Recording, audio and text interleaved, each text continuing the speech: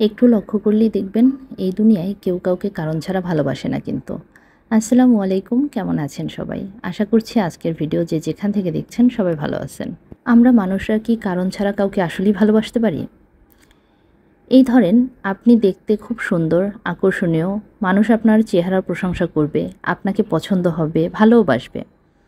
আবার ধরুন আপনি খুব ভালো গান করেন, সবার আপনার গান ভালো লাগবে, সেখান থেকে ভালো লাগা জন্মাবে, সেখান থেকে ভালোবাসা হবে। বা ধরেন আপনি খুব ভালো স্টুডেন্ট, তার মানে আপনার ভবিষ্যৎ উজ্জ্বল, আপনাকে সবাই পছন্দ করবে। মোট কথা হলো, পৃথিবীতে তারাই শুধু ভালোবাসা পাওয়ার যোগ্য যাদের মধ্যে কোনো না কোনো গুণ আছে। ভালো লাগার মতো একটা সাইড আপনার থাকতে হবে, তাহলে দেখবেন মানুষ আপনাকে পছন্দ করতেছে, ভালোবাসতেছে। কিন্তু যারা একদম সাদামাটা মানুষ, মানে যাদের মধ্যে এই উল্লেখযোগ্য গুণগুলা নাই, ধরেন সে দেখতে খুব একটা সুন্দর না, তারপরে সে গান গাইতে পারে না, বা হয়তো সে পড়ালেখায় খুব একটা ভালো না, ভালো স্টুডেন্ট না, তার ভবিষ্যৎ উজ্জ্বল না, এটা ছেলে মেয়ে উভয়ের ক্ষেত্রেই বলতেছি। তো এরকম ধরনের মানুষকে আমরা ঠিক কতজন ভালোবাসতে পারি বলেন তো? একটা সত্যি কথা কি জানেন? কোনো এক বিচিত্র কারণে আমরা মানুষরা কোনো সাধারণ মানুষ বা সাদামাটা মানুষকে ভালোবাসতে পারি না। কিন্তু মাঝে মাঝে কি হয়, আবেগের বশে অনেক মানুষই দেখবেন এই জিনিসটাকে অস্বীকার করার চেষ্টা করে। কিন্তু সত্যি তো এটাই, আমরা কিন্তু আসলেই কোনো কারণ ছাড়া কাউকে, আমাদের কিন্তু ভালো লাগে না। কোনো একটা কারণ থাকে কাউকে ভালো লাগার পিছনে, ভালো লাগা থেকে ভালোবাসা হয়।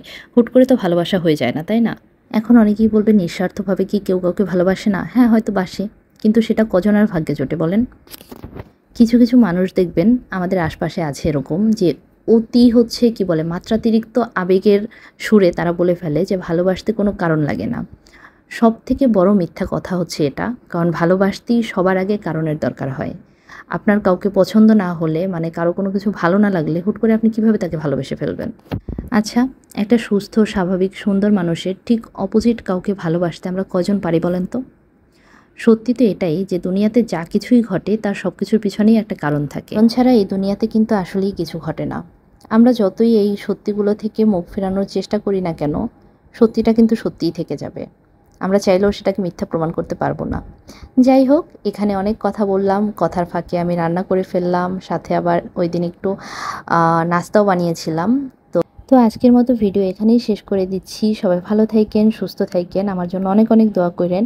আর মানুষের এমন মাত্রাতিরিক্ত আবেগের কথাবার্তা না শুনিয়ে, তার থেকে বরং এরকম মজার মজার খাবার বানিয়ে খাইয়েন।